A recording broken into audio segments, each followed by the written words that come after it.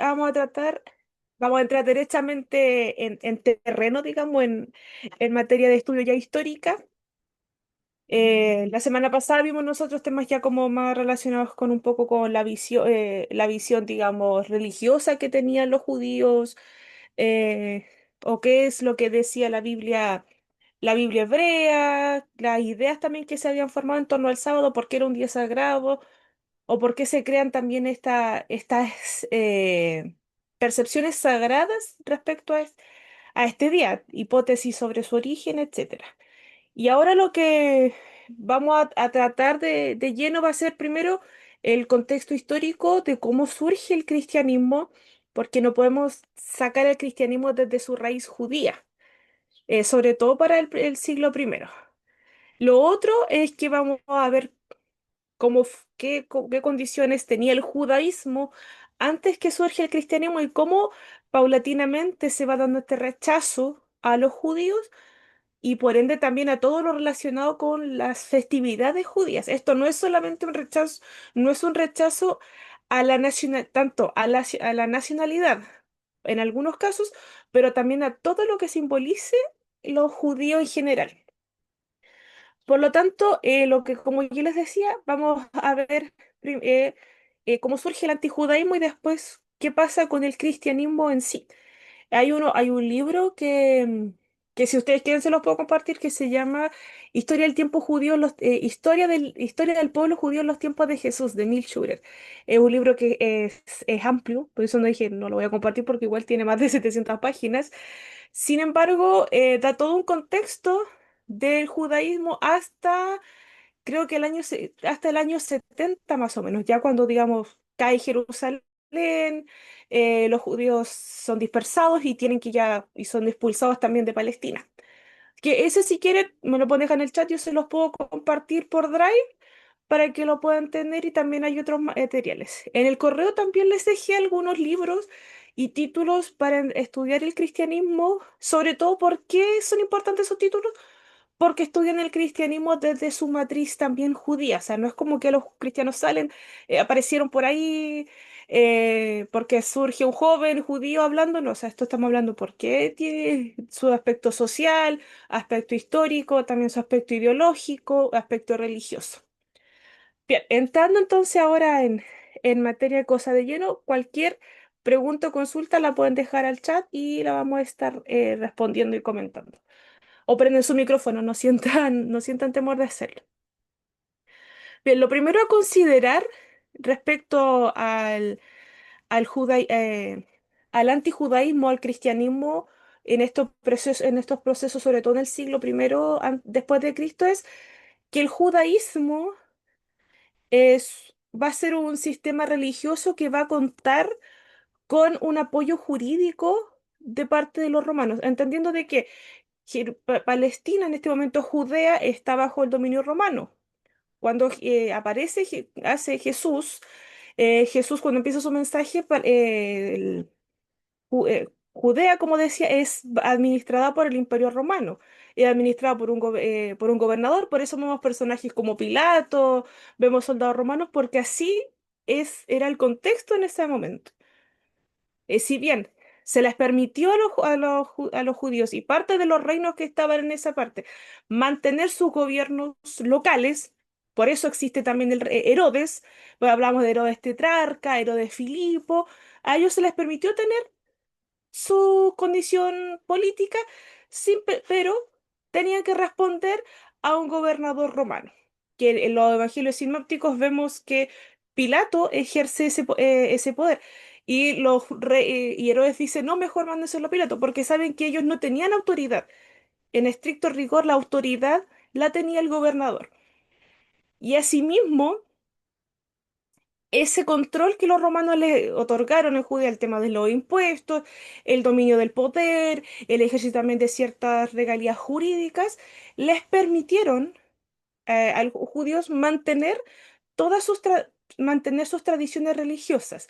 De hecho, Flavio Josefo, que es un historiador judío romanizado del siglo primero, nos va a decir de que a fines del siglo primero antes de Cristo, los romanos les permitieron a los judíos practicar su religión en libertad. poder congregarse en el Shabbat, practicar la circuncisión, practicar el día de expiación, todo su tipo de fiestas y, como bien dice acá, congregarse de acuerdo a la costumbre de sus padres. No se le- De hecho, a los judíos se les exime de algunos pagos que eran, por ejemplo, para el culto romano, se le exime también de hacer o erigir imágenes del emperador en sus territorios, porque los judíos no existe esta idea de que tenemos que hacer imágenes. Ellos en sus mandamientos dicen, Yahvé les dice, no te hagas imagen, por lo tanto, los judíos no hacen imágenes de ningún tipo. Porque si ellos hacían a alguien del emperador, eso era constituido idolatría. Por lo tanto, no hacía, no, los judíos ya, tenían permitido eximirse de ese tipo de regalías que los romanos exigían al momento de poder, a los pueblos que tenían conquistados. Si vamos a Hispania, toda ciudad conquistada por el Imperio Romano tenía que tener la imagen del emperador. Si vamos a Egipto, también la tenía. Si estaba en la misma Italia, en la península, también estaba la imagen del emperador y había que hacer la oración. Por lo tanto, Justo González dice que probablemente podemos hablar de que los romanos tenían una especie de respeto hacia las costumbres y religiones judías. ¿Por qué? Porque eran un pueblo que era antiguo, vieron que sus tradiciones eran mucho más antiguas que la misma existencia de los romanos. Por lo tanto, Julio César, en su momento fue primero Julio César, cuando asume como triunvirato, les permite a los judíos tener toda la libertad legal para poder hacerlo. Digamos lo que era la concepción religio lícita, o sea, sacar de creer de que el judaísmo era simplemente una superstición, sino que lo lleva a que era una religión oficial que contaba con un respaldo jurídico romano. Por lo tanto, eso incluye de que los judíos podían reunirse con libertad en el Shabbat. Eso era, y de hecho vemos por ejemplo, un ejemplo en los mismos evangelios sinópticos, vemos que Jesús asiste a la sinagoga los sábados y no hay alguna restricción al respecto, sino que va en libertad y los romanos respetaban incluso el Shabbat sabiendo de que, por ejemplo, los judíos no iban a hacer ciertas costumbres o ciertas acciones ese día porque la ley, la Torá se los prohibía. Pero no todo, no, esa especie de relación diplomática que mantuvieron Roma y Judea no duró por mucho tiempo.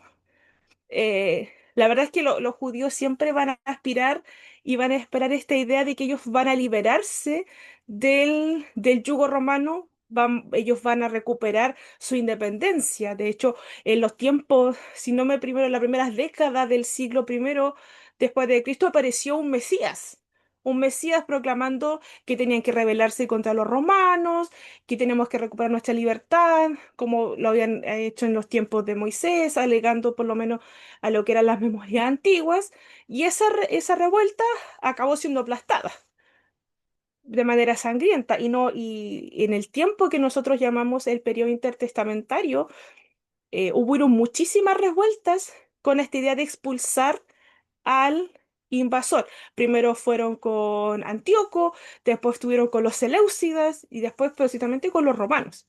Por lo tanto, no es la primera vez cuando viene en el año 66 una revuelta después del año 67 después de Cristo, que los judíos nuevamente vuelven en esta idea de armar una revuelta y rebelarse contra el imperio. Y en este tiempo que estaba Tito gobernando, se les va a imponer como castigo un tributo que fue el fiscus judaicus, que es solamente a los judíos se les obligó a pagar este tributo anual si ellos querían seguir observando sus costumbres religiosas. Esto fue obligatorio. O sea, si el judío quería asistir en Shabbat, quería asistir al Shabbat, quería practicar la Pascua, quería practicar el Yom Kippur u otra fiesta, tenía que pagar un impuesto. Si se le encontraba practicando esto o practicando estas tradiciones sin haber pagado, se le castigaba. Entonces empieza ya un momento en que las relaciones, digamos, empiezan a hacerse bastante tirantes. Flavio Josefo dice que murieron como 100 judíos durante la revuelta del año 66, y hasta que finalmente en el año se impone sitio, se pone sitio en Jerusalén, y en el año 70 Jerusalén cae a manos de Tito. El general Tito perdón, con Vespasiano ya me había confundido, porque Tito y padre son padre e hijo. Ya se impone y Jerusalén cae. Los judíos son expulsados y por lo tanto se les prohíbe vivir en ese lugar. Y esa no es el primer momento, digamos, la primera guerra judaica, cuando surgen conflictos armados entre Roma y los judíos. Cuando fue la insurrección de Bar Kokhba, ya años después, en el 132 después de Cristo, nuevamente se impone otra pena. Aquí ya con el emperador Adriano, ya cambiamos de dinastía, estamos en el tiempo de los Antoninos, ya prohíbe la celebración de toda ceremonia judía. Y esto es lo que a nosotros ya nos importa con respecto al tema que nosotros estamos viendo. Que según el Talmud babilónico, una fuente primaria judía dice que Adriano prohíbe la celebración de la circuncisión, de las leyes del sábado y la purificación. Y a quien se le encontrara practicando alguna de estos rituales religiosos iba a ser penado con la muerte. Entonces vemos que el sábado judío es penado y es sancionado ahora por la ley. Se prohíbe que de alguna manera los judíos celebren el Shabbat. ¿Por qué?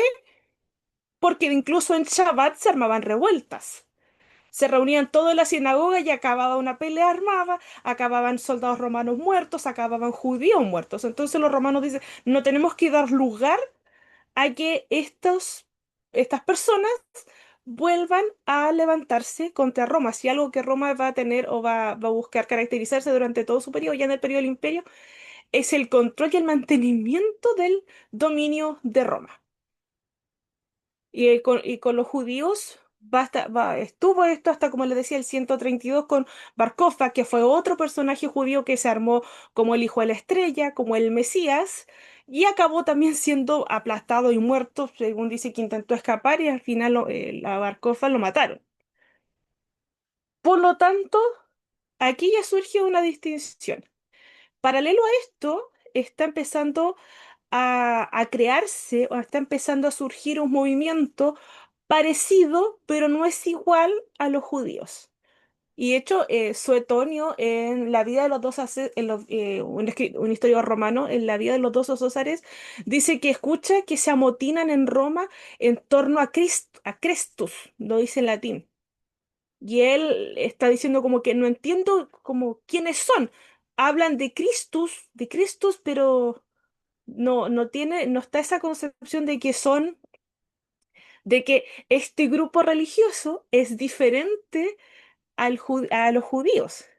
O sea, en este caso vamos a poder decir, se reúnen en el mismo día, hablan el mismo idioma. Sin embargo, aquí la diferencia que después se va a notar, y lo van a notar precisamente los romanos y el resto del mundo, es que estos hablan de la parusía, estos hablan de que vino el Mesías, o sea, vino las promesas de este Salvador judío, pero que ahora va a volver y que los va a llevar al cielo, una salvación, digamos, extraterrenal.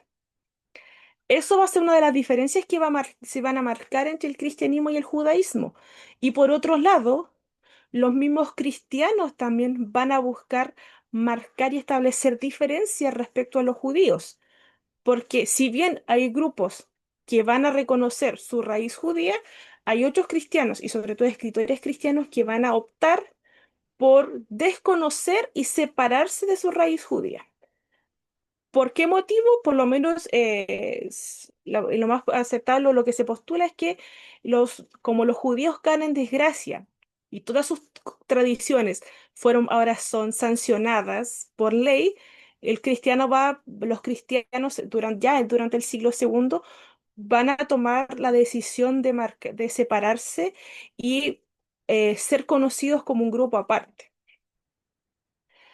Entonces, en este proceso de separación, esto ya a partir del siglo segundo, van a buscar que ellos se diferencien en un aspecto bien importante, que es precisamente el día de culto. Y ahí vamos a encontrar, primero estas declaraciones, como la presentación no quiero tampoco que sea tan larga, estas declaraciones yo se las voy a compartir después en un PDF que dice así, dice, el sábado judío primero va a ser atacado por los escritores romanos. De hecho, Tácito, que es un historiador romano del siglo segundo, dice que los judíos se dedican a holgazanear en día sábado y no hacen nada. Y que incluso Dios, el Dios de los judíos, se lo dio porque estos son flojos y no les gusta hacer nada. Séneca dice que si se los da es simplemente porque estos recuerdan cuando eran esclavos y les gusta mantenerse en ese recuerdo. Entonces, este ataque son declaraciones que uno dice, si uno las busca con bastante detalle en los textos, aparecen, que es un ataque, y de hecho lo mencionan, no es como que lo que no estoy inventando, es directamente al sábado judío y hablan, el sábado de los judíos que hacen esto o no hacen nada. Y esto es una muestra de cómo el antijudaísmo, porque esto ya no es, esto es un desprecio a lo que es a elementos de la religión judía, se empiezan a hacer famosos en literatura no cristiana en un principio. Es literatura 100% romano. Séneca es un escritor de literatura. Tácito y Dion Casio son historiadores.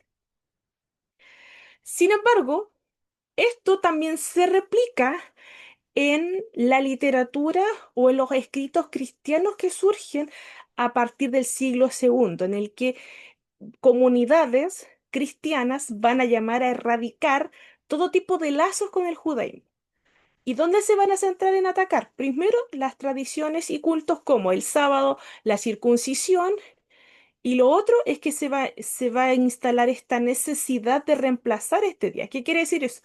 Como vamos a reemplazar el sábado judío, ese día de culto queda vacante. Entonces, es necesario buscar algo que sustituya ese día, pero que no se relacione con los judíos.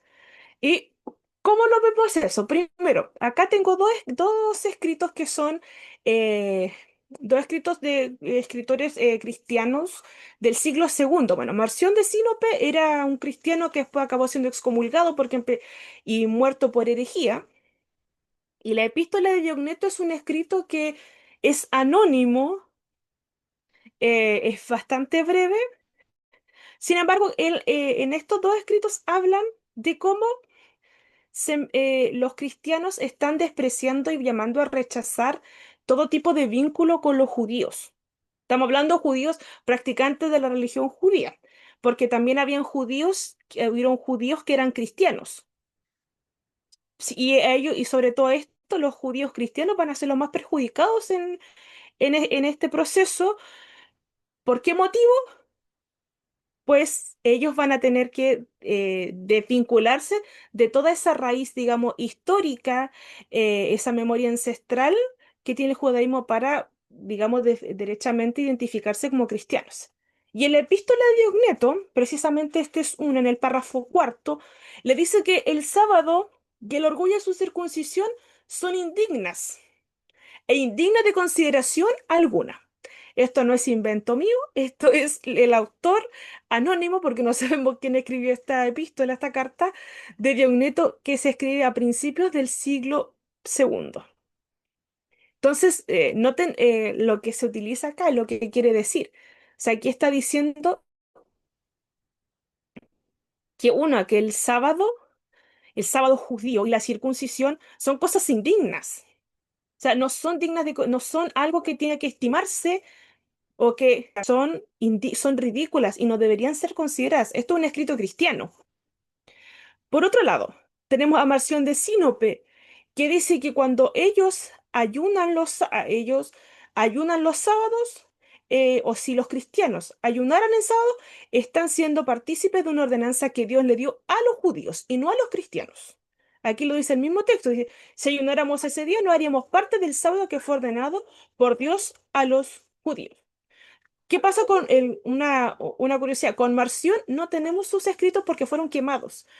Conocemos sus escritos porque alguien se tomó el trabajo de copiarlos, muchos copistas, y esos textos de Marción fueron recopilados por Tertuliano, ya un abogado y escritor romano de un 100 años después, que va a tomar estos escritos y él los va a incluir para hacerle una réplica. Por lo tanto, de Marción directamente no tenemos nada, tenemos por lo que copiaron de sus escritos. En estas dos declaraciones tenemos dos elementos importantes en considerar. Uno, que el sábado se está considerando ridículo e indigno y que se hace hincapié en que es una ordenanza dada por Dios a los judíos y no a los cristianos. Porque fuera así, muchos encontraríamos en estas fuentes primarias, o sea, textos o restos materiales de esa época. Esto es contemporáneo a los hechos. Podríamos encontrar otro tipo de declaración que nos dijeran, ah, parece que sí, no, por lo menos de lo que se ha investigado o lo que se ha traducido también, porque mucho es de lo que se ha descubierto y lo que se ha traducido a nuestra lengua, al español o incluso al inglés. No había otra declaración que nos diga, por ejemplo, que el sábado en esta época también fue dado a los cristianos y que se insista también en que se debe guardar, pese a que es una tradición judía. ¿Hasta acá alguna duda, alguna consulta? ¿Está todo bien? Bien, seguimos entonces a continuación. Ahora, pasando a otro tipo de literatura, lo que teníamos eran, lo que yo mencioné, solamente eran escritos de tipo panegíricos, pero de personas, digamos, también conocidas, que se hicieron conocidas durante los primeros, el segundo el segundo siglo, ya cuando el cristianismo empieza a organizarse como grupo religioso, a formar ya comunidades en Egipto, en Oriente, la comunidad también en Siria, algunas también que se mantienen en Judea y Palestina, y otras también ya que están surgiendo en Roma. Por lo tanto, eh, van a surgir ciertos personajes que la historiografía cristiana los distingue como los padres de la iglesia. Hay dos tipos de padres. Están los padres apostólicos, que se cree, no tenemos evidencia o respaldo necesario que nos diga que fue así. Los padres apostólicos se cree que fueron discípulos de los discípulos de Jesús. Se cree que ellos tuvieron contacto directo con los discípulos y que eso a ellos les constituyó también una especie de autoridad porque ellos recibieron, digamos, todos los testimonios de los discípulos de manera directa. Entonces fueron alumnos y ellos también fueron los encargados de ir replicando esta tradición, estos saberes. Y San Ignacio de Antioquía es uno de los padres, es uno de esos padres apostólico. Se cree que fue discípulo de Juan. Él estaba en Magnesia, lo que sería lo que en Oriente, sería lo que ahora sería el Asia Menor, donde ahora está países como Siria, Turquía, más o menos, donde San Ignacio estuvo. Él murió se cree que murió el año 110 después de Cristo, y en él encontramos una declaración como esta que dice así, él en su epístola, su carta a los Magnesios, que está en Oriente, San Ignacio, perdón, corrijo, San Ignacio vivía lo que en Siria, lo que ahora es Siria, Antioquía. De hecho, la ciudad, Antioquía va a ser una ciudad cristiana bien importante, porque los cristianos van a recordar que ahí fue el primer lugar donde a ellos se les llamó cristianos. Entonces, Antioquía no es una ciudad, hagamos la carga simbólica que tiene Antioquía para los cristianos es tremenda. No va a ser al azar. Entonces, recordar ese lugar va a traer, digamos, muchos recuerdos y mucho simbolismo de que como ellos ya se identificaron derechamente como seguidores de Jesús. Y San Ignacio dice la siguiente declaración. Tiene varias declaraciones, pero esta por lo menos habla más concreto el sábado. Dice, no más se bautizando, más viviendo según la vida del Señor. Dice, pues si estamos practicando el judaísmo, admitimos que no hemos recibido el favor de Dios. Palabras de él. O sea, ¿qué él está llamando a los magnesios de donde él manda esta epístola? que la iglesia o ese lugar no tiene que estar sabatizando, porque ellos todavía en ese lugar, en Magnesia, se estaban aferrando a las tradiciones judías, a lo que decía la Torá, mucho también de la ley de Moisés. Entonces, San Ignacio advierte y los exhorta a que no tienen que estar ya viviendo según el judaísmo, no tienen que estar sabatizando, tienen que vivir según la vida del Señor. ¿Y quién es el Señor? Jesús. Porque algo que tenemos que recordar es que el judío, las personas judías tradicionales, apegadas a su fe, no van a aceptar de que Jesús es el Mesías. Van a aceptar, van a seguir de que Jesús es un impostor y que sus seguidores están repitiendo mentiras. El judío no va a aceptar de que Jesús de Nazaret fue el Mesías que yo esperaba, porque ellos todavía van a seguir esperando hasta el siglo segundo y muchos hasta la actualidad que el Mesías será un tipo de líder militar y que se esperaba para esa época, sobre todo en el siglo primero, que el Mesías viniera a libertarlos del yugo romano y que les devolviera el poder y la independencia al país a ellos como nación. Eh, Esa va a ser una de las diferencias que más va a marcar también estos dos grupos. Por lo tanto, cuando aquí dice San Ignacio, sabatizando y según viviendo la vida del Señor, está hablando según cómo Cristo también vivió. Cómo tenemos que ellos seguir y seguir mostrando cómo fue el ejemplo que Jesús dejó.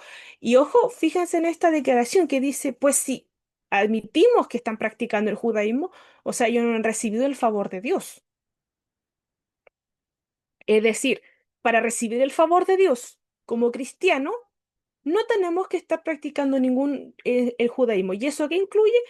Los rituales sagrados del judaísmo como la circuncisión, las fiestas y el sábado. Esta declaración tiene se ha interpretado también cuando se habla de sabatizando, sino que está queriendo decir como al descanso, cuando se trata de hablar, por ejemplo, de desde una mirada, por ejemplo, de la historiografía católica, que ellos tienen todo su derecho también a hacerlo y investigan bastante esta declaración. No obstante, aquí viéndolo desde el original, me pueden corregir, está hablando directamente de cómo sabatizar practicando el sábado, cómo estar, digamos, guardando el sábado, cómo se mandaba según los 10 mandamientos que estaban en la ley de Moisés. El siguiente personaje, otra declaración, ya este no es un padre apostólico, este es un padre apologista. Los padres apologistas van a ser posteriores a los padres de la iglesia y los padres apologistas lo que tienen de particular es que ellos van a enfrentar todo tipo de herejía y van a responder a las herejías que van a surgir. El gnosticismo, el arrianismo, que es posteriormente, el sincretismo después con el paganismo, no soy de usar esa palabra, pero el sincretismo, digamos, con tradiciones no cristianas. Y los apologistas, ¿qué es lo que van a abogar? Primero, un apego exclusivamente a la tradición cristiana, el rechazo a admitir costumbres que no se apegan a los evangelios, a las escrituras, y tercero, que la iglesia, digamos, mantenga su pureza, como así la había fundado Jesucristo en su momento. Y Justino Mártir, que muere como mártir, sin embargo, Justino fue discípulo también de la filosofía griega. Justino Mártir recibió mucha influencia de lo que era la filosofía griega, la idea, él fue muy admirador también de Sócrates, otros tipos también de escritores contemporáneos, como también Filón de Alejandría, que era judío, pero que también fue muy apegado, tratar, digamos, de perdón, Filón trató de encontrar un punto en común entre la filosofía y el judaísmo.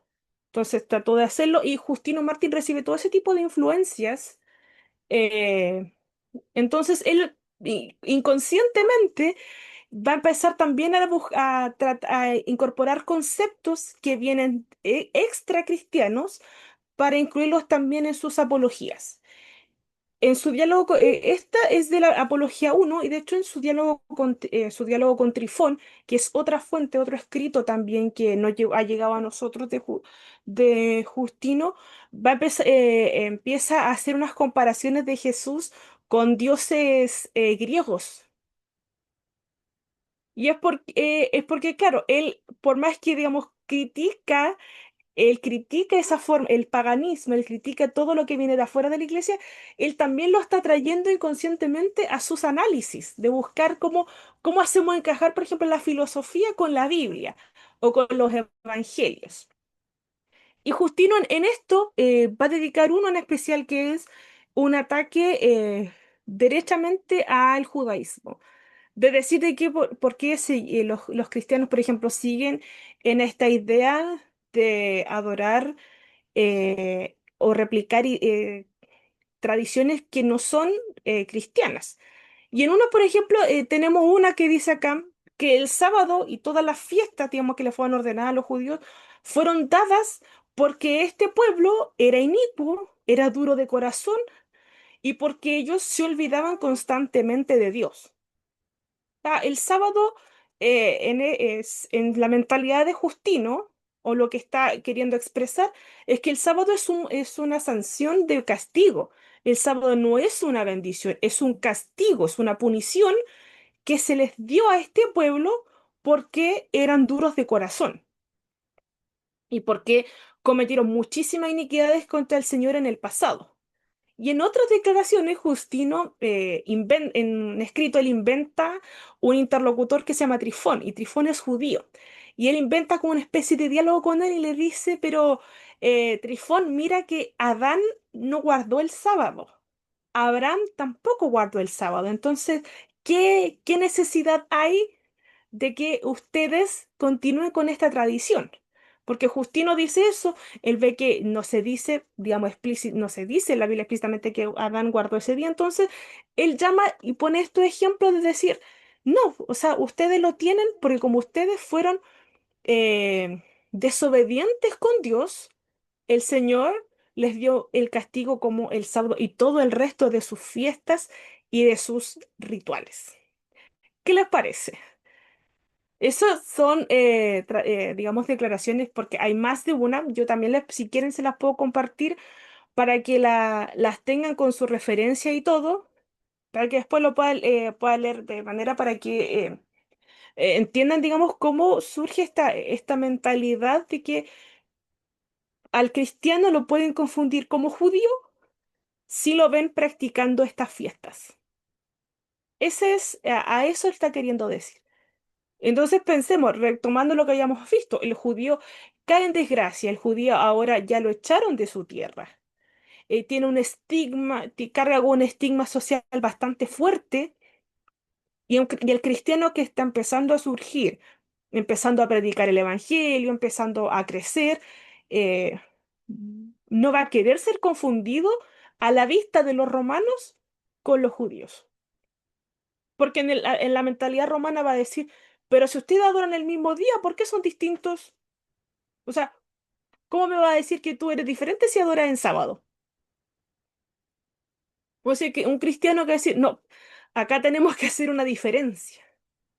Y entonces, y no solamente en la práctica, vamos a ver que en la práctica también el cristiano va a decir, nuestros rituales tenemos que modificarlos por motivos como los que expresan estos escritos. Que de hecho estos no son los únicos, como les digo, hay más que después yo se las voy a compartir. Y la última, las dos primeras son del siglo segundo, hasta la siguiente es del siglo tercero, ya comienzo del siglo tercero, que es Tertuliano, que Tertuliano es una persona educada, es abogado de profesión, sabe mucho utilizar la retórica, sabe expresarse bien, aprendió latín, aprendió griego. Entonces, Tertuliano va a ser un estilo de réplica no confrontacional como la que hace Justino. Justino es más confrontacional en decirle a judíos, mira lo que usted reciben esto por castigo. Tertuliano es de un estilo más retórico, va a apelar también a las escrituras, pero utilizando más el diálogo y la forma, digamos, de tratar de convencer al resto, no atacarlo. Y Tertuliano dice en esta cita digamos que el sábado o la observancia del sábado no es un precepto eterno, sino que es un precepto temporal. ¿Por qué? Porque se le dio a Moisés. Tertuliano dice, antes de Moisés, en el Pentateuco no hay sábado. Hay sábado a partir de la ley, lo escrito, digamos, la obligación legal que surge con los 10 mandamientos, y de ahí el sábado empieza a tomar vigencia. Como él no ve que hay sábado antes, dice, por lo tanto, es simplemente una medida temporal. Y cuando ya, digamos, la ley o la ley de Moisés ya no tuviera vigencia, porque por supuesto en los cristianos van a ver que se cumplió porque llegó el Mesías, no tiene entonces validez tanto legal ni teológica para continuar con el sábado.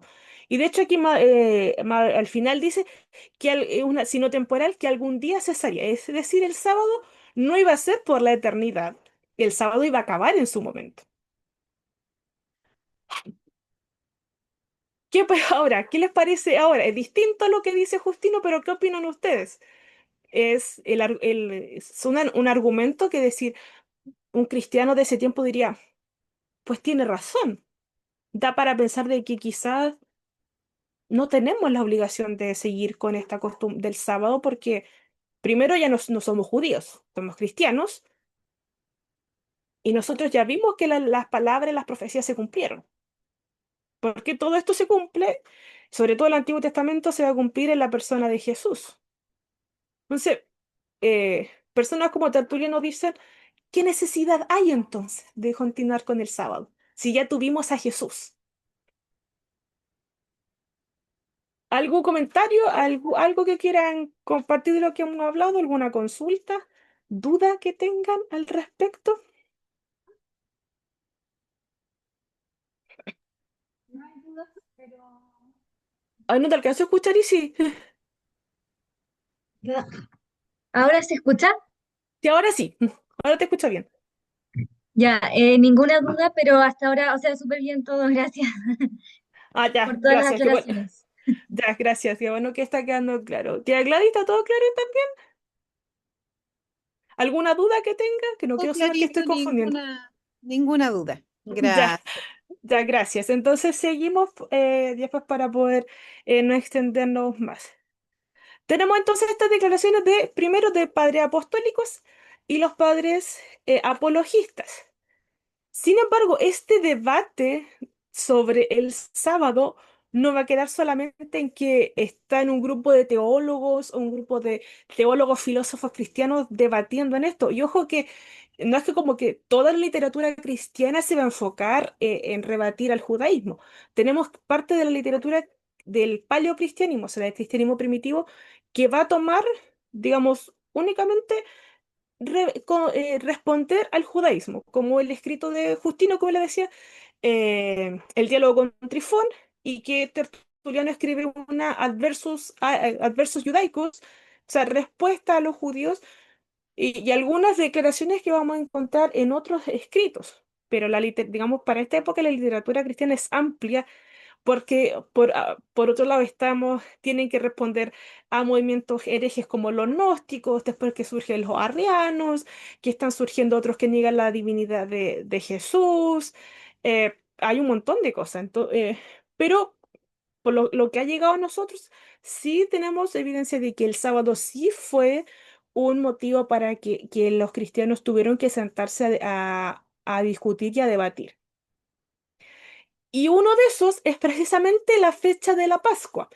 La Pascua es esa fecha que los judíos recuerdan del momento de la liberación del Éxodo, cuando Moisés los saca de Egipto, por supuesto con señales, y eso se mantuvo a perpetuidad porque Dios les dijo que tenían que mantenerlo a perpetuidad. Y los cristianos también, esta es una fiesta que muchos conservaron, porque por supuesto en los evangelios sinópticos Jesús les da otro símbolo, les da otro significado que era, curiosamente en la misma fecha, pero les da otro significado que ahora es recordar la muerte de Jesús. Pero la Pascua se siguió practicando hasta mediados del siglo segundo. Entonces, entre el 140 y el 155 después de Cristo, empieza a tener la idea, sobre todo con el Papa Víctor I, la idea de que la fecha tiene que cambiar. Desde Roma, desde la iglesia cristiana en Roma, sale la necesidad de tener que cambiar la fecha de la Pascua. ¿Por qué? Porque coincide con la fecha judía, que era el 14 de Nisan, según el calendario judío. Y la iglesia cristiana en Roma va a abogar para que se cambie a la fecha siguiente que no está, digamos, coincidiendo con el calendario bíblico, con el calendario judío, perdón.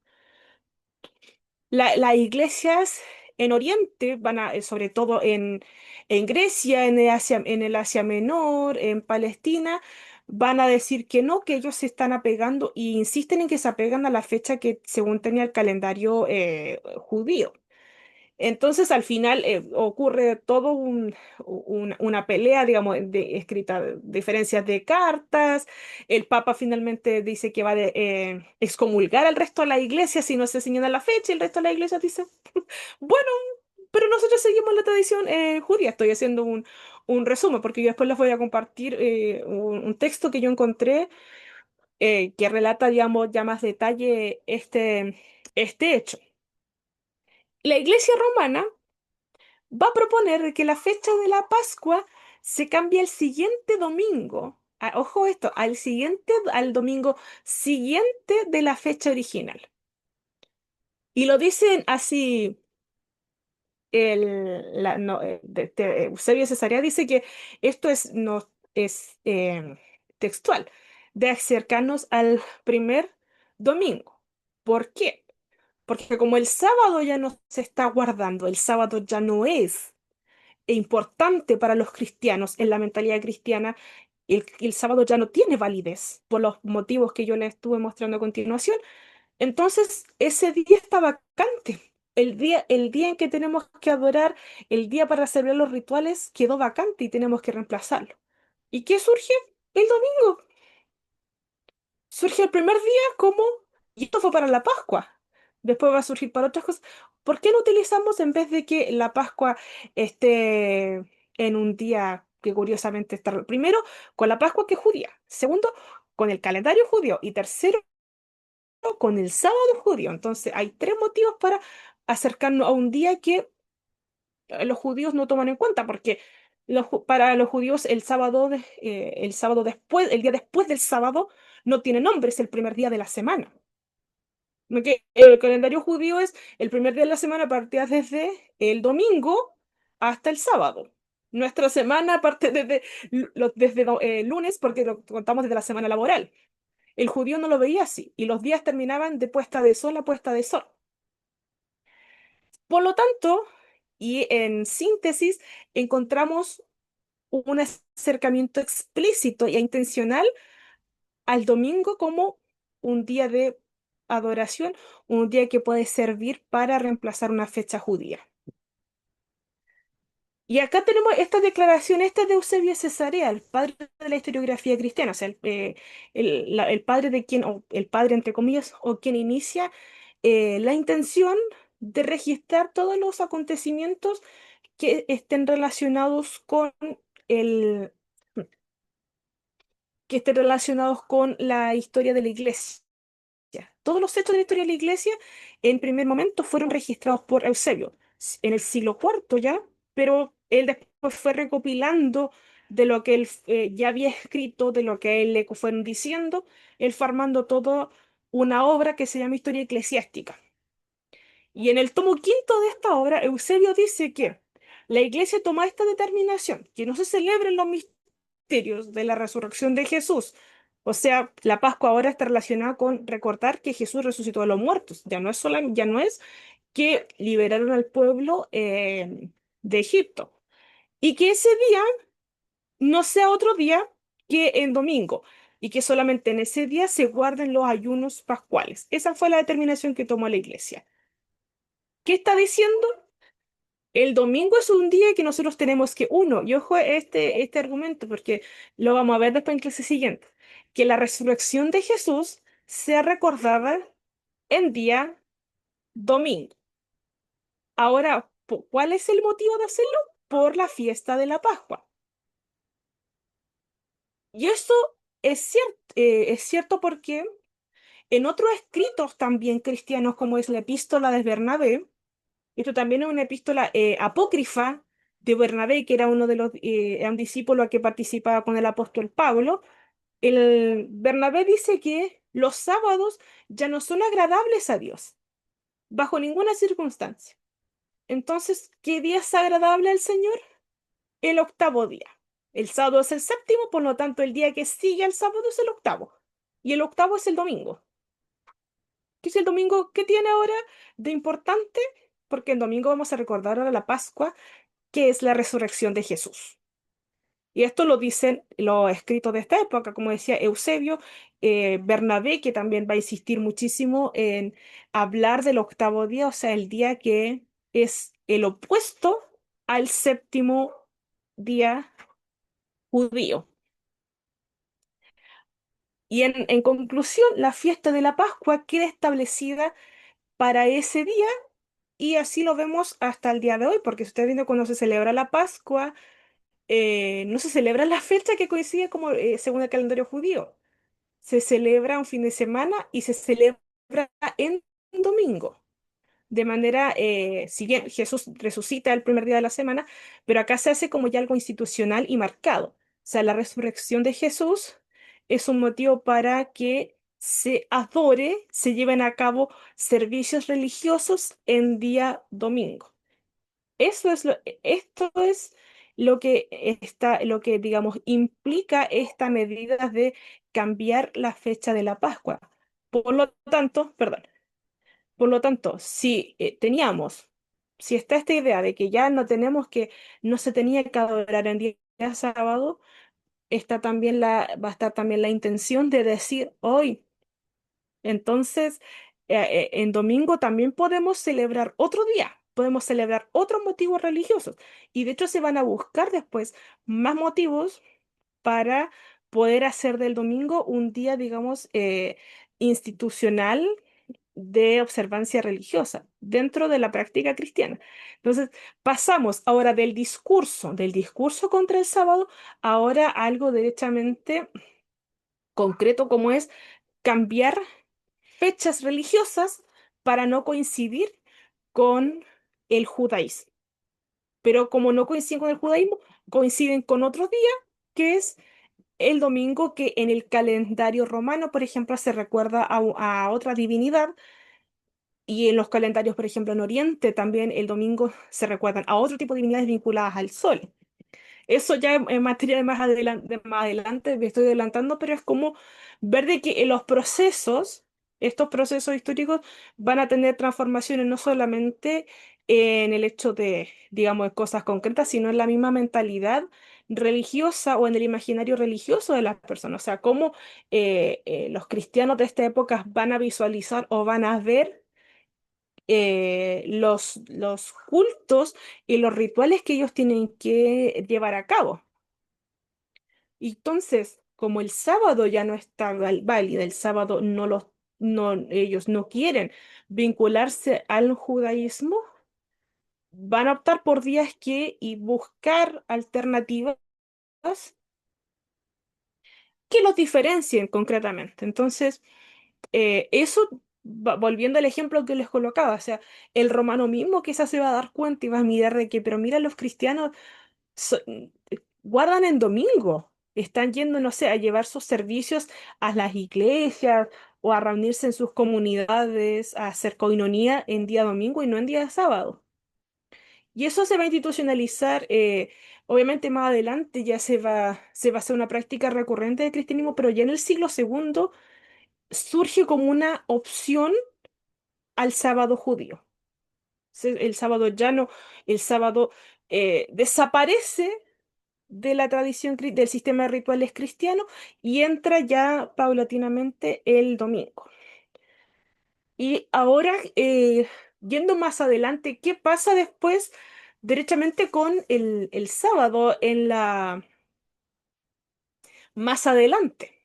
Del sábado judío, o sea, este argumento del sábado judío, ojo que no se queda solamente en esto, no se queda solamente en el siglo segundo, sino que avanza. Primero vamos a tener que el domingo se va a hacer un día de descanso legal. Ojo, me voy a adelantar, pero un Provecho. poquitito. El domingo se hace como día de descanso, el domingo se hace un día de descanso legal para todo el Imperio Romano. Esto no es para los cristianos. La Ley Dies Solis, y por eso surge este taller para después analizarlo bien en contexto, la Ley Dies Solis, dando alguna visualización, es una ley civil, es una ley del gobierno de Roma, no es una ley cristiana, no es una ley de la iglesia, es una ley que está destinada de lo que es los derechos consuetudinarios, es decir, regular tradiciones existentes en el Imperio Romano, porque el emperador de Roma no es solamente un líder político, es un líder religioso, tiene la facultad legal, sobre todo en Roma importa mucho lo que es la legalidad que dice la ley, de regular las tradiciones cristianas, de regular tradiciones religiosas, perdón, que están dentro del imperio. Fuera de eso, él no se mete.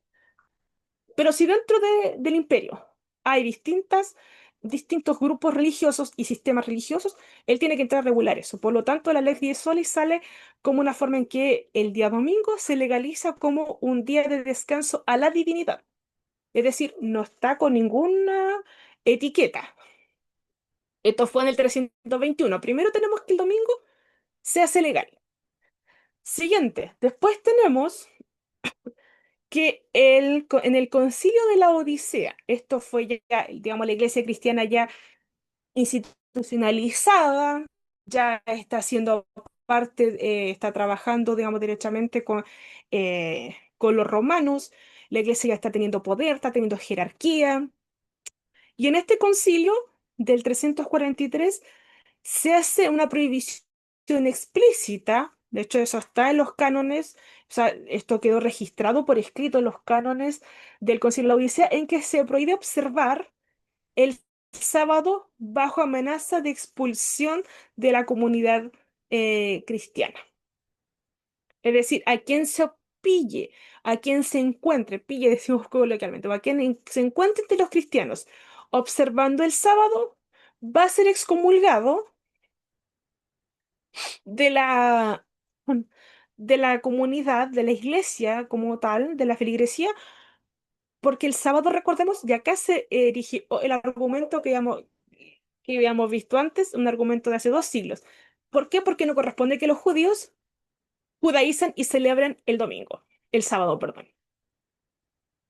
Esto está, como yo le dije, está dentro de los cánones los cánones del concilio de la Odisea, están disponibles en la web incluso para poder, que fueron muchísimas resoluciones que tomamos. Y entre esas está que se toma la decisión de que no se tiene que estar guardando el sábado, pero ahora es diferente. Quien guarda el sábado entre los cristianos, ahora esto es entre los cristianos, esto ya los judíos están por su parte, es cuanto aparte. El- Entre los cristianos, uno se le va a acusar de estar judaizando y de que no está trabajando en domingo. Eso va a ser razón suficiente para una expulsión una expulsión de la iglesia. O sea, una excomunión. Tía, dígame. Vicky, aquí se está olvidando más o menos rápidamente lo que se había acordado y decretado en el Edicto de Milán del 313, donde se daba libertad a los cristianos, entre comillas, para que practicaran su religión y estaba todo tranquilo, se le dejaba de perseguir. Pasó rápidamente porque vemos que en el 343 ya otra vez están prohibiendo. Duró Claro, esto 30 años. claro, lo que sí hay una cosita a aclarar en esto. El edicto de Milán se decreta desde el Estado de Roma, no desde la Iglesia. Quien decreta es Constantino, el emperador, o sea, el gobierno, el Estado decreta, aquí todos tienen derecho a guardar lo que sea.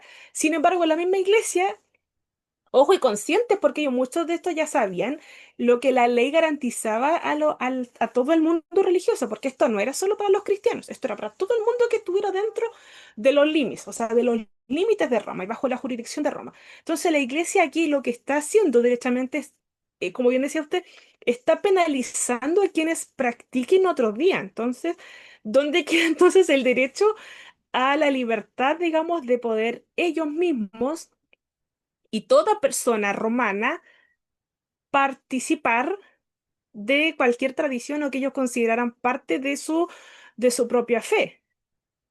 Y eso, el edicto de Milán es bastante innovador porque hasta ese momento Roma, si bien permitía distintas manifestaciones religiosas en su territorio, siempre que no faltaran, digamos, la religión oficial. O sea, que ellos, digamos, no sé, desempeñaran los cultos de Isis o los cultos a Isis, siempre que reconocieran que el culto oficial romano, y entre eso estaba el culto del emperador. Entonces, ¿qué es lo que pasa con los cristianos? Los cristianos reconocen que el emperador es un dios. Ahí está el conflicto. Entonces, como no reconocen que es un dios, fueron perseguidos durante el siglo primero. Después en el siglo tercero vienen otra persecución, a finales del siglo tercero ya con Diocleciano, de hecho hay una de las más grandes. Y después en el Edicto de Milán, Constantino que dice, ¿sabes? Vamos a hacer que toda persona habitante de Roma, porque ahora, desde el emperador Caracalla, todo habitante del imperio era romano. O sea, todos son reconocidos como romanos. No importa si nació en Egipto, si nació en Libia, si nació en Siria, si nació en Grecia, es romano, aunque hable otro idioma, pero es romano, porque habita dentro del territorio romano. Se les da, tiene ahora el derecho de practicar lo que sea porque, digamos, ya no se les va a marcar en público, ya no se les va a castigar bajo un castigo de la ley y no se les va a declarar enemigos del Estado. En el Concilio de la Odisea lo que están haciendo es cosas bastante contrarias, como decía usted. Están diciendo que al que encuentren practicando un ritual distinto dentro de nosotros, porque ahora la iglesia cuenta con una protección legal. Ojo que todavía la iglesia no es, el cristianismo todavía no es la religión oficial del imperio. Eso ocurrió en el 395 con Teodosio. Acá estamos en el 343, todavía la iglesia está con protección legal, está bajo el amparo del Estado, pero no es parte del Estado, aún no. Entonces los cristianos no están respetando, como bien dice usted, esta ley o esta ordenanza del Edicto de Milán no, no corre. O sea, están diciendo que quien encuentren entre ellos van a perder todos sus derechos como creyentes o como feligreses, porque la excomunión se entiende como la suspensión de los derechos y sacramentos a una persona que era parte de su feligresía. Eso se entiende como la excomunión. Es como en la iglesia protestante se habla, a esta persona lo sacaron de las listas, lo borraron. La excomunión es parecida. Solamente que acá, fuera de la iglesia, en este caso, ¿qué eres? Si no eres parte de la iglesia. Entonces, y el motivo, como bien iba diciendo, es que se les va a encontrar judaizando. Es decir, es peor, sería, digamos, preferible que quizá tú estés practicando el paganismo a que estés con el judaísmo, porque el judaísmo tiene la carga y los judíos tienen esta carga. Ellos asesinaron a Jesús. Ellos no reconocen a Jesús como Salvador. Ese es ese va a ser una carga que los cristianos van a ver y van a imponer sobre los judíos. Y no solamente eso, porque hay algunos escritos también en Justino que dice de que los judíos fueron los que acusaron a los cristianos frente a las autoridades romanas, y por eso a los cristianos después los persiguieron durante la época durante épocas posteriores, como con Marco Aurelio, en el siglo tercero o incluso antes, van a acusar de que, oye, esto lo acusaron, entonces por eso a mediados del siglo primero los persiguieron. Y eso va a ser algo que se repite. Justino lo dice. Y de hecho otros escritos también van a alegar de que fueron los judíos, digamos, los que fueron a delatar a los cristianos frente a los romanos. Entonces cargan dos cosas, ahí cargan otro motivo más de por qué rechazar cualquier vínculo o cualquier relación con el grupo judío. Ojo que el grupo judío era bien más antiguo, tenía un sistema bastante estructurado. Hay algunos cristianos que van a seguir aceptando y su raíz judía, pero otros van a decir, no, nosotros somos diferentes porque nosotros recibimos otro llamado, recibimos un llamado de Jesús. Y a ustedes ven la misma declaración que dice acá que se festeje preferentemente el domingo. Otra vez sale el domingo. ¿Por qué será que sale de nuevo el domingo? Siglo cuarto después de Cristo. Otra vez sale el domingo. Aquí dicen, no, sábado no, ya no corre. Ahora estamos bajo, ahora sí no importa la ley. Nosotros estamos bajo la ley, nuestra misma tradición. Ahora bajo estamos la ley 10 solis, que se hizo aplicable en todo el territorio del Imperio Romano. Entonces, ahora tenemos de preferencia el domingo y el sábado es para los cristianos es un día laboral, tiene que ir a trabajar, tiene que hacerlo. Para el judío no, el Shabbat lo sigue practicando y lo sigue practicando hasta a hoy según las costumbres. Sobre todo los judíos ortodoxos en la actualidad, los judíos ortodoxos son muchos los que utilizan las trencitas, sombreros, se visten más modestos, esos son de línea judía ortodoxa. Ellos celebran más en estricto rigor y según como decían las leyes de la Torá. Otro tipo de judíos, digamos, judío, digamos, no ortodoxo, celebra el Shabbat de costumbre. Asiste a la sinagoga, etcétera, según como era la tradición de sus ancestros. En eso el judaísmo tiene una memoria histórica muy fuerte en sus cultos y rituales religiosos. Y bien, esto sería lo último ya que estamos tratando. Yo parte de esta bibliografía que ustedes ven acá, yo se las voy a compartir en, en la en PDF, se las voy a dejar también en el grupo de WhatsApp. Y hay algunos, como les decía, libros que yo creo que les va a gustar mucho su lectura, que es de Emil Schurer, Historia del pueblo judío en tiempos de Jesús. Es largo el libro, pero es uno, por lo menos, si me preguntaran a mí, yo podría decir que uno de los más completos en tratar cómo era el pueblo judío desde que se convierten o son sometidos por Roma hasta cuando caen ya en el año 70 después de Cristo, cuando Jerusalén es destruida. Entonces, leyendo eso uno entiende muchas cosas, por ejemplo, que se relatan en los evangelios sinópticos. No sé, Jesús hablando sobre, por ejemplo, que habían asesinado profetas, por qué se discute tanto también con los fariseos, por qué los fariseos tenían tanto poder, no solo religioso, sino también político. Habla también, por ejemplo, que un momento que también había, una vez que fue el Shabbat, hubo una masacre en el mismo templo. Entonces, es un libro bastante completo y bastante bueno. Y las fuentes, las declaraciones que aquí nosotros revisamos, hay mucho más.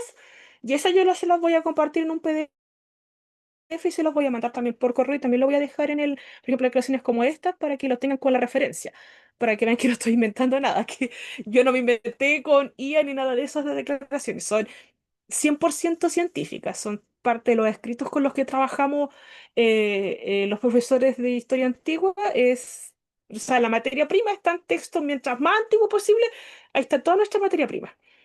¿Alguna duda, alguna consulta al respecto? Comentario ya para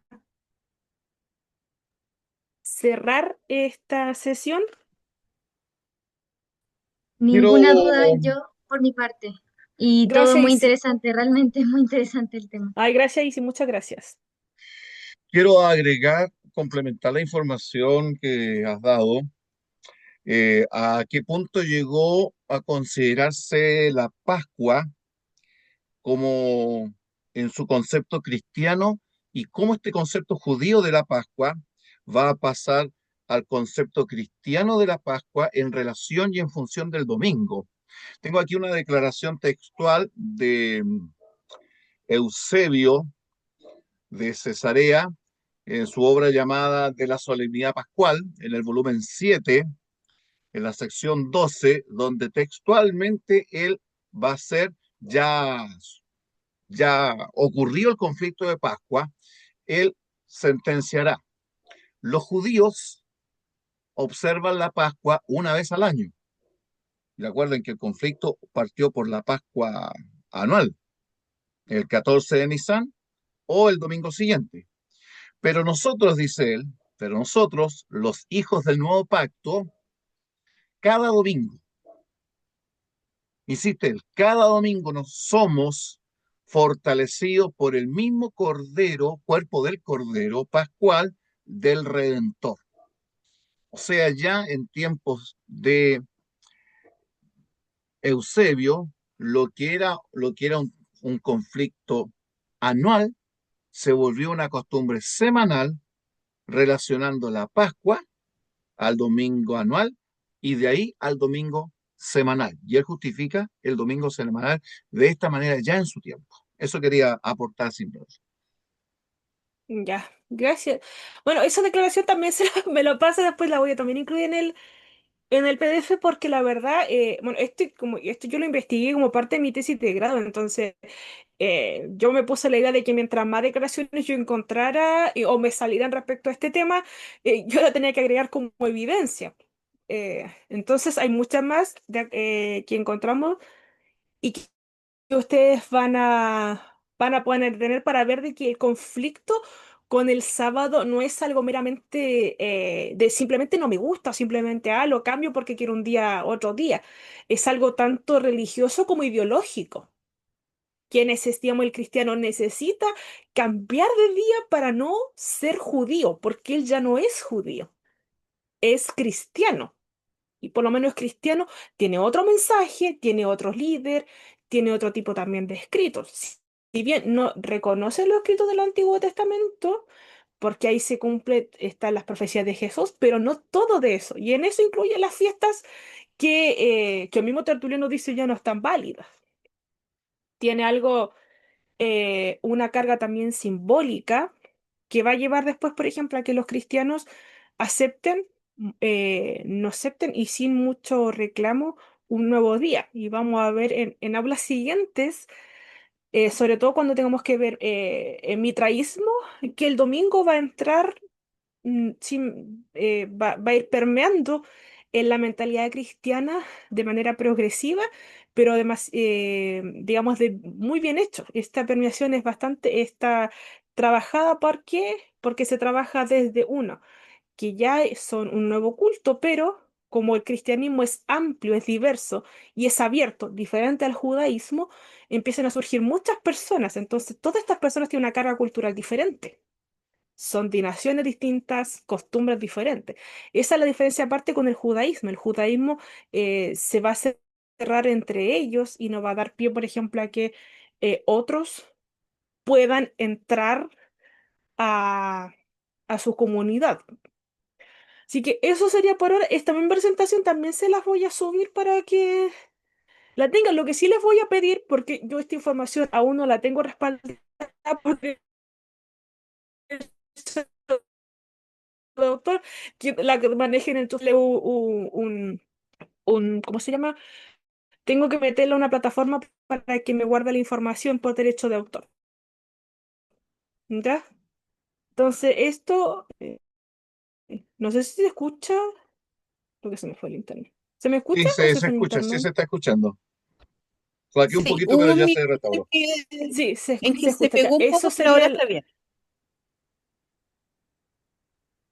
ya, es que el viento acá me está cortando.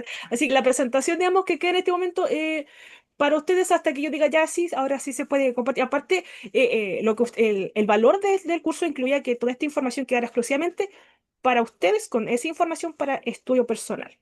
Así que eso nos vemos si no pasa nada, nos vemos el siguiente jueves a la misma hora ya con otro tema que ahora ya entramos a ver el tema del gnosticismo, que eso es denso, pero es entretenido. Es mucha información porque en historia cada tema es mucha, uno cree que es mucha información y uno tiene que condensarla en el tiempo. Pero es interesante cuando uno tiene que aprender cosas nuevas. Así que eso sería. Nos vemos el siguiente martes. Gracias por su tiempo y por su interés también.